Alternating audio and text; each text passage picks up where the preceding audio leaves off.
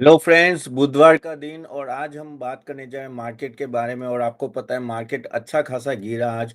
Almost 22,700 पहुंच गया है और 180 पॉइंट्स की निफ्टी की गिरा देखिए। क्यों? क्योंकि काफी हद तक लोग प्रॉफिट बुकिंग करे और इलेक्शन से पहले थोड़ा लाइट होके जाना चाहते हैं।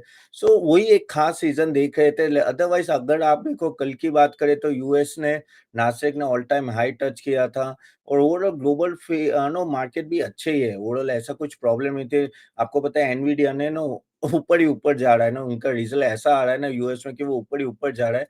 So overall situation is better across world level. लेकिन इंडिया में ये जो फियर फैक्टर चल रहा है, फूड जून को क्या होगा, क्या इलेक्शन रिजल्ट आएगा, उससे पहले सब लाइट होना चाहता है। अब रहे कितने दिन है? 2-3 working day, Thursday, Friday and Monday. और लेकिन मंडे का session already Saturday exit poll आ गया होगा तो पता चल जाएगा। तो आज हम लोग बात करने जा रहे हैं, काफी सारे क्वेश्चंस आपके आए जो मैं उसके आंसर दूंगा। लेकिन एक क्वेश्चन जो बहुत ही प्रीडोमिनेटली आया है वो है कि आरओई, आरओए और आरओसी में क्या डिफरेंस है। तो आज थोड़ा हम लोग ये फंडामेंटली समझना चाहेंगे कि ये तीनों में क्या डिफरेंस, क्योंकि कोई भी कंपनी का अगर आप वैल्यूएशन निकालते हो या आप चेक करते हो ना, तो आपको ये रेशियोज बहुत ही ध्यान से देखने होते हैं। तो आज हम बात करेंगे ना कौन से सेक्टर में कौन से रेशियोज यूज होते हैं, लेकिन हाँ, किस तरह से आपको ये तीनों रेशियोज देखते हैं, क्योंकि ये बहुत ही इंपॉर्टेंट रेशियोज। और एंड में मैं आपके क्वेश्चन एंड आंसर्स भी लेने वाला हूँ, जो ऑलरेडी काफी लोगों ने कल क्वेश्चंस पूछे थे नीचे कमेंट बॉक्स में, वो मैं लेने वाला हूँ मेरे यूट्यूब वीडियो के नीचे। तो अगर आपके भी कोई क्वेश्चन है please put it YouTube video के नीचे कमेंट बॉक्स से डाले। मैं नेक्स्ट सेशन में लेने को ट्राई करूंगा, कल ही लेने को ट्राई करूंगा। और also guys do like and share this video. ये हर रोज हम लोग ये कमेंट्री आपको और मार्केट रिलेटेड और आपके स्टॉक वाइज इसलिए आंसर करते हैं कि आपको बेटर नॉलेज मिले और यहाँ से आप अच्छा खासा प्रॉपर्ली निवेश कर सके और वॉलेटाइल मार्केट को आप प्रॉपर्ली सेल कर सके। चले तो बात करते हैं आरओई, आरओए और आरओसी की बात करते हैं। तो पहले हम लोग बात करते हैं आरओई के बारे में। वो है क्या है? Return on equity. अब रिटर्न ऑन इक्विटी देखो, मैं आपको सिंपल भाषा में समझाना चाहता हूँ। मैं अभी फॉर्मूला वो सब आप साइड में रखिए, पहले सिंपल भाषा में समझाना चाहता हूँ कि ये क्या होती है तीनों चीज। तो एक एग्जांपल लेते हैं, जैसे एक राहुल है। अगर राहुल को भाई बिजनेस, तो आप बोलेंगे कौन सा राहुल? वो डीडीएलजी वाला राहुल। लेट्स सी वही राहुल पकड़ के चलते हैं। तो राहुल को अभी अपना बिजनेस स्टार्ट करना है। तो वो क्या करता है कि भाई 10 लाख का इन्वेस्टमेंट करता है और 10 लाख के इन्वेस्टमेंट पे नो उसको 1 लाख रुपए का प्रॉफिट होता है। ठीक है। सो अभी उसने 10 लाख का रुपए खुद का डाला है, उसने बाहर से कोई पैसे नहीं लिया है। ओके। और 10 लाख का उसका नेट प्रॉफिट है, यानी उसकी जो इनकम हुई समझ लो उसने 5 लाख का सेल किया है, उसमें से 4 लाख का खर्चा हो गया और 1 लाख रुपया बचा है उसके पास। तो वो उसका प्रॉफिटेबल। तो 1 lakh divide by 10 lakh. Okay, 1 lakh divide by 10 lakh is 10%। Okay, तो वो 10% उसका आरओई हो गया। ठीक है। सिमिलरली ये है simple return on equity. Equity यानी क्या हुआ? ओनर जो होता है, जो अपनी कैपिटल लगाता है, शेयर होल्डिंग पैटर्न जो बोलते हैं ना उसको, तो उसे इक्विटी बोलते हैं। बहुत सिंपल भाषा में समझाऊंगा तो आप समझ पाए। अब क्या होता है आरओसी? आरओसी क्या होता है कि रिटर्न ऑन कैपिटल एम्प्लॉयड। तो उसमें खुद के पैसे और आपने जो बाहर से पैसे लिए हैं बिजनेस चलाने को, वो भी आप इंक्लूड करना है। तो ठीक है, 10 लाख तो भाई साहब ने खुद के लगाए। अब समझ लो उसने बाहर से पैसे ला के आए ऑलमोस्ट 20 लाख रुपए। 20 लाख उसने बाहर से लेके आए, तो उसका हो गया कैपिटल अभी 30 लाख। ओके, और वो 20 लाख पे वो इंटरेस्ट पे कर रहा होगा। तो अभी क्या होगा कि अभी जो प्रॉफिट देखो, अगर आपने 30 लाख है तो आपका वॉल्यूम भी बढ़ेगा, आप टर्नओवर बढ़ाएंगे, सही है। समझ लो उसके सामने 1 लाख का अभी प्रॉफिट हो गया, ऑलमोस्ट 30 लाख, 3 लाख हो गया। तो 3 लाख डिवाइड बाई 30 लैक्स क्या हुआ? अब ये 3 लाख जो है ना, वो भी आपको देखो नेट प्रॉफिट नहीं लेना है, बिफोर इंटरेस्ट एंड टैक्स लेना है। ठीक है। तो बेसिकली ईबिट लेना है, अर्निंग बिफोर इंटरेस्ट टैक्स, क्योंकि इंटरेस्ट एंड टैक्स तो क्या होगा कि वो लोन में रिपेमेंट दो, उससे पहले कितना कमाए। तो समझ लो हम लोग एक सिंपल ले लेते हैं, चलो ज्यादा कैलकुलेशन डिफिकल्ट नहीं करना है। समझ लो उसने 2 लाख कमाया। ओके, तो 2 लाख डिवाइड बाई 30 लाख वो इबिट है। Okay okay, 2 lakh divide by 30 lakh जो अराउंड 7 के 8% आएगा, उसका उतना आरओसी हुआ। समझिए आप, जो इबिट होता है अर्निंग बिफोर इंटरेस्ट टैक्स, वो लेना है divide by total capital employ that is 30 lakh. 2 lakh so around 7.5% या 8%, जो भी है एग्जैक्ट मेरे सामने कैलकुलेटर नहीं है तो मैं कैलकुलेट नहीं कर पाऊंगा। तो उतना वो हुआ। तो वो होता है ROC, return on capital employed. अब रिटर्न ऑन एसेट क्या होता है? रिटर्न ऑन एसेट वो होता है कि आपने जितना एसेट लगाया, अभी समझ लो जब वो 10 लाख रुपए थे, ओके, तब वो उसने समझ लो एसेट अपनी 5 लाख की उसके समझ लो 7 लाख का उसने एसेट डेवलप किया है, okay. So 1 lakh divide by 7 lakh return on asset, okay. तो पहले मैंने क्या बताया, 1 लाख का प्रॉफिट है डिवाइड बाय 7 लाख, वो जो भी आएगा वो उसका आरओए हुआ, okay. So 1 lakh divide by 7 lakh जो भी रेशियो आया वो उसका आरओ हुआ। सिमिलरली सिमिलरली अगर उसने कैपिटल एम्प्लॉयड और 20 लाख लगा दे, जो आरओसी में बात करें, तो वो ज्यादा एसेट बाय करेंगे, ओके। तो 7 लाख का समझ लो 15 लाख हो गया, और अभी वो 2 लाख का, वो लोग 3 लाख कमा रहे हैं, तो 3 लाख डिवाइड बाय 15 लाख वो उसका नया आरओए होगा। सो आरओए कुछ नहीं है कि return on total asset, okay. तो जैसे आप बाहर से डेट लेते हो तो आपका एसेट जो होता है वो बढ़ते हैं, करेक्ट। क्योंकि एट द एंड आप जो बाहर से फंडिंग लाते हो 20 लाख की, तो वो किसी और में आप इन्वेस्ट करोगे ना, और एसेट लोगे, तो आपका बढ़ता है। तो आरओई और आरओए और आरओसी इस तरह से होता है, ठीक है। So hope you got the point कि क्या आरओई है, क्या आरओए है, क्या आरओसी। अब इसको अप्लाई कैसे करना है और किस तरह से स्टॉक के जैसे एनालिसिस में यूज करना है। तो मेनली आरओई आरओसी काफी यूज होते हैं। तो जैसे एक सिंपल एग्जांपल ले लेते हैं कि जैसे अगर आपके पास, मैंने वही एग्जांपल लेते हैं, 1 लाख प्रॉफिट मिला, 10 लाख के आरओई इक्विटी पे, तो आपका 10% वो हो गया। सिमिलरली अगर आपने 6 लाख प्रॉफिट मिला 30 लाख पे इन्वेस्टमेंट पे, ओके, 6 लाख प्रॉफिट मिला, तो आपका आरओई कितना, आरओसी कितना हो गया? 20%। 10 लाख आपका है, 20 लाख आपने कहीं और से लिया, यानी 30 लाख का वो टोटल कैपिटल हो गया, और 6 लाख आपने कमाए हैं। तो 6 लाख डिवाइड बाय 30 लाख यानी 20% हो गया। तो यहाँ आरओई 10% है, लेकिन आरओसीई 20% है, ओके। तो ये समझना चाहिए। तो इसका मतलब क्या हुआ कि कंपनी ने जो लीवरेज लिया है उससे उन्होंने बेटर परफॉर्म किया है, और इसलिए आरओई अगर आपका 10% है, उसके सामने उनका 20% आया है, यानी वो जो एक्स्ट्रा कैपिटल लिया है उसको बेटर यूज कर पा रहे हैं, ओके। लेकिन इसमें जैसे मैंने बोला, आरओसी के फॉर्मूले इबिट लेना है, तो बिफोर इंटरेस्ट एंड टैक्स की बात कर रहे हैं, तो EBIT divide by capital employed, तो ये हो गया। अभी समझ लो इसमें से फॉर एग्जांपल उनका एसेट है 20 लाख रुपए, ओके, 20 लाख रुपए, और उन्होंने कहा, जो मैंने बोला है कि उनका प्रॉफिटेबिलिटी समझ लो उनका 6 लाख है, ओके। तो 6 लाख डिवाइड बाय 20 लाख जो हुआ, विच इज ऑलमोस्ट 30%, वो रिटर्न ऑन एसेट हो गया, ओके। अभी कौन सा रेशियो कब यूज करना है? अभी देखो, आरओई आरओसी हमेशा आप यूज कर सकते हो, लेकिन आरओई है ना, ऑलमोस्ट सभी बिजनेस में देखना चाहिए, क्योंकि एट द एंड होता है आपके पास कितना return on equity, share holders का कितना रिटर्न आया, सब इंटरेस्ट कट करने के बाद सब कुछ, वो ही एट द एंड आपके पास आया। सो आरओई इज वेरी इंपॉर्टेंट। लेकिन आरओसी नॉर्मली जब आप कहते हैं ना कि बड़े बड़े you can say capital intensive business होते हैं, जैसे स्टील बिजनेस हो गया, या मेटल और कॉमोडिटी, फिर कैपिटल गुड्स हो गया, जैसे लार्सन टर्बो, ये सब होते हैं ना, कंस्ट्रक्शन कंपनी, और वो सब में आरओसी इसलिए इम्पोर्टेंट है क्योंकि आपने डेट बहुत लिया है मार्केट से। इससे तब आरओसी जानना बहुत है कि भाई आपने पूरा कैपिटल एम्प्लॉय करके कितना आप कमाए हो। अब 2 तरह से होता है, आप एडिशनल कैपिटल अगर लेते हो और अगर आप आरओई से ज़्यादा कमा पा रहे हो, देन इट इज़ बेटर। लेकिन आप एडिशनल कैपिटल ले से या आरओई से नीचे कमा रहे हो, तो फिर प्रॉब्लम है। तो आप एडिशनल कैपिटल का प्रॉपर यूज़ नहीं करते। जब लेकिन बैंक्स की बात करते हैं ना, तो बैंक्स में आरओए यूज होता है, ना कि आरओई आरओसी। क्यों आरओए यूज है? क्योंकि बैंक्स की काफी सारी, आपको पता है कि उन्होंने लोन दिया होता है बहुत कुछ, और उनके पास कैश भी आता है, एफडीज भी होते हैं, तो इसलिए एसेट जानना बहुत जरूरी है। तो net, so return on asset वहां बहुत जरूरी है जानना। रिटर्न ऑन एसेट अगर बैंक्स के लिए अगर 2 से ऊपर जाता है, एक्स्ट्रा ऑर्डिनरी, वेरी वेल, यानी बहुत अच्छा होता है। अगर वो 1 1.2 के 3 के पास होता है, या 1 के नीचे होता है, तो it's okay, it's not a doing great. लेकिन once it start going 1.5 and above, that is very good parameter to understand.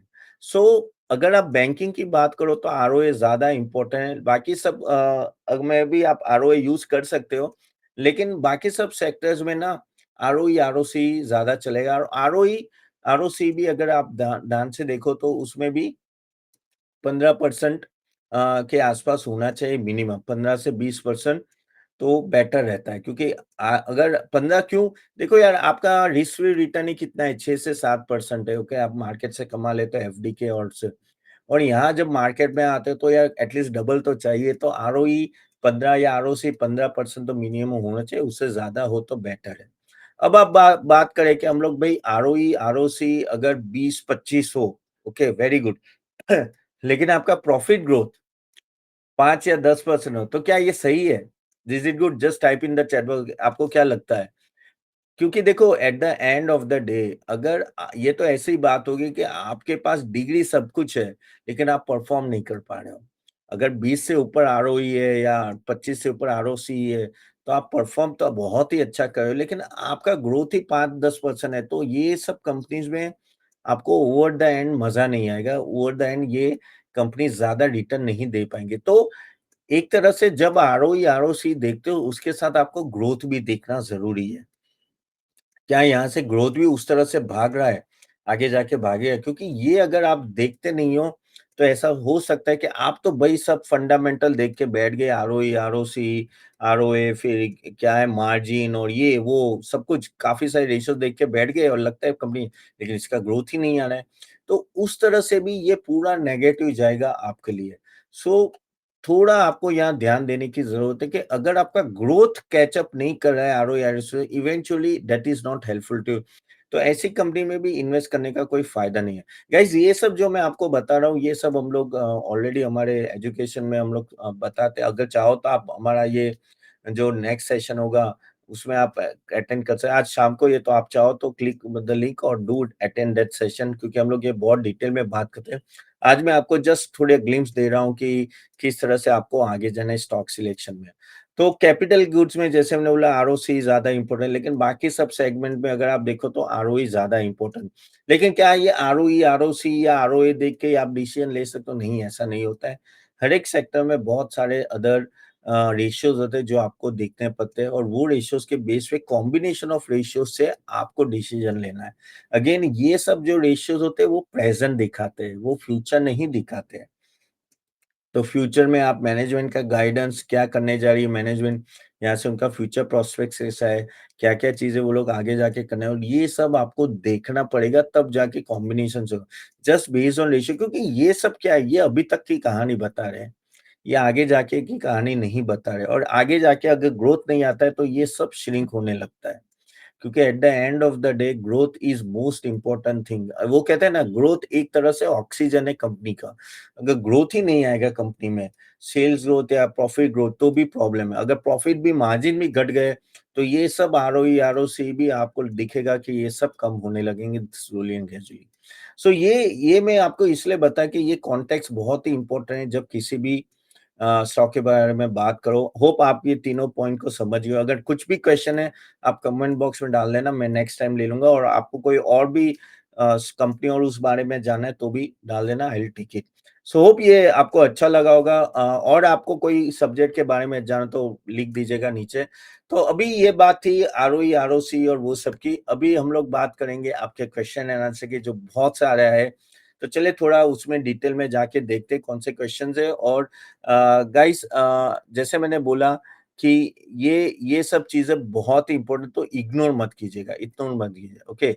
चलिए देन और एक क्वेश्चन जो क्वेश्चन आया है @नरोत्तम लाल गुप्ता की साइंट के बारे में बताइए। साइंट स्टॉक अच्छा है, ओवरऑल परफॉर्म नो अभी अभी आईटी स्टॉक्स परफॉर्म नहीं करे इसलिए थोड़ा लोअर है, लेकिन आई थिंक ये मैंने पहले भी बोला है आप बने रहे, आगे जाके आई थिंक नो रिकवरी आएगी और जैसे आईटी सेक्टर थोड़ी रिकवरी मोड में आएगा, देखो इन ग्लोबली अगर आप देखो तो आईटी सेक्टर परफॉर्म कर ही रहा है, यूएस के लेवल पे भी ऑफ कोर्स एनवीडिया खींच रहा है, लेकिन यहाँ भी एक बार थोड़ा इंटरेस्ट रेट कट होगा और थोड़ा ये इलेक्शन का फियर के बाद मेनली इंटरेस्ट रेट कट होगा और यूएस लेवल पे जब जैसे डिमांड आएगी यूरोप में तो ये सब चीजें बेटर परफॉर्म करेगी।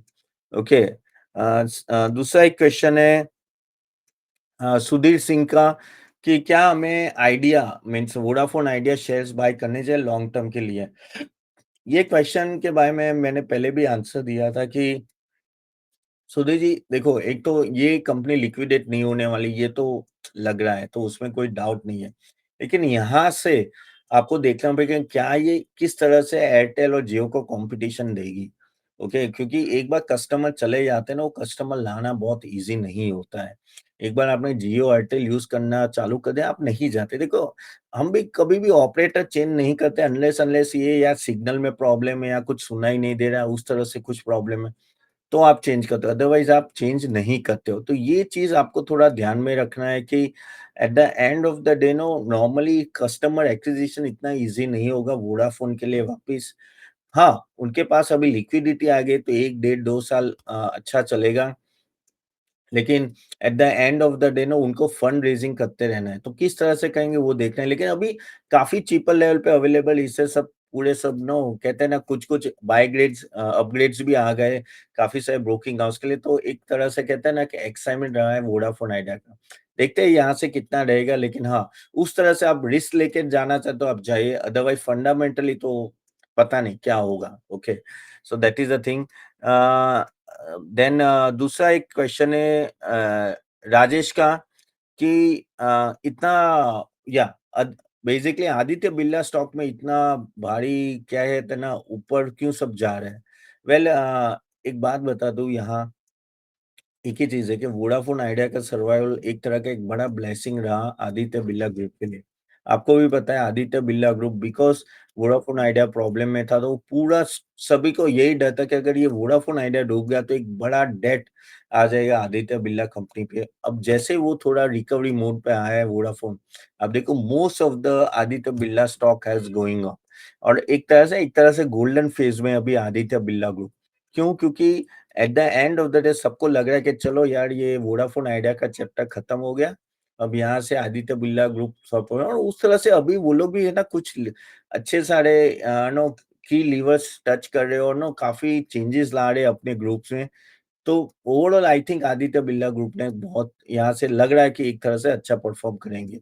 ओके अजय का क्वेश्चन है कि thank you Tapan ji, how about Titagarh railway station, Jupiter wagon, Ircon ये ये सब stocks guys Ajay ji no please wait कीजिए इलेक्शन का और यहाँ से आई थिंक नो होपफुली अगर यही सरकार आती है तो ये सब स्टॉक्स में ना एक तरह से एक कहना कि बाई डिमांड रहेगी रहेगी क्योंकि at the end of the day no government का फोकस ही इन सब सेक्टर्स में तो ये ना हाई इन डिमांड सेक्टर है तो अगर आपके पास ये सेक्टर के स्टॉक्स है जैसे ये चित्तरगढ़ जुपिटर या राइट्स और इकोनो आई थिंक प्लीज प्लीज ये रखिए इसको जाने की जरूरत नहीं है I think at the end of the day no यहाँ से एक अच्छा खासा कह सकते कि अगर मोदी जी आते और वो बात करते कि वंदे भारत इतने लगा नहीं है और मेट्रो ट्रेन तो इनको ऑर्डर्स मिलते रहेंगे तो हाँ लेकिन valuation is a problem but I think you should stay क्योंकि एक मेगा ट्रेंड चल रहा है तो इससे बाहर निकलने की कोई जरूरत नहीं लग रही है फिर दूसरा एक क्वेश्चन है कि सीके अय्यप्पन 6011 का क्वेश्चन कि पतंजलि के बारे में क्या ख्याल है? पतंजलि ऑनेस्टली बोलूँ तो CK ji no I am not too much bullish on that stock. दूसरी बात नो जिस तरह से वो लोग कंडक्ट कर रहे हैं बिज़नेस और नो जिस तरह से वो फॉल्स नो अफ़वाहें फैलाते हैं कि यार ये रोग हमारे दवाई से हो जाएगा या ये आप कंज़्यूम कीजिए और हो जाएगा। पहले कोविड के बारे में भी बात हुई थी कि उन्होंने जस्ट बोल दिया कि भई हमारी दवाई अप्रूवल आ गई, आप उसको यूज़ करने लगो और सुप्रीम कोर्ट ने भी उनको बोला कि भई ये सब अफ़वाह क्यों फैला रहे हो? तब समन किया था रामदेव बाबा को और उनके पार्टनर को। ये सब चीज़ें होती हैं तो आपको लगता है कि ऐसे स्टॉक में क्यों इन्वेस्ट करना है? देखो कभी-कभी कॉन्शियस डिसीज़न भी लेना पड़ता है कि कभी नहीं ऑनेस्टली देखो कभी-कभी मेडिकल टर्म्स में भी अगर आपको अप्रूव करा फिर आप ये क्लेम्स लो, वो काफ़ी सारे क्लेम्स करते हैं वो होता नहीं है। No doubt they are number one in Ayurvedic and all that, but somehow I am not too convinced with the stock and what you say code of conduct by the management उनका सही नहीं है, इसलिए मुझे तो ये stock में बिल्कुल भी निवेश करना पसंद नहीं है।